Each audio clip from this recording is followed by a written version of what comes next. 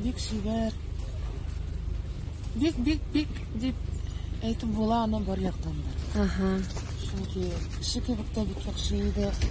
Бергә үстек, менә шушы инде. Комплекста дигәндә бик зур югалту. Бүгенге көндә инде туганнарына, дусларына, якыннарына саулык телибез. Җырлар яраттыңмы идегезме? Бик ярата иде. Аның үзенең шигырьле тавышы һәммәсе дә күңелгә кереп ята аның җырлары. Барсы да моңлы, барсы да тирән мәгънәле. Аңа гына хас булган тавышы тембры берсендә дә юк.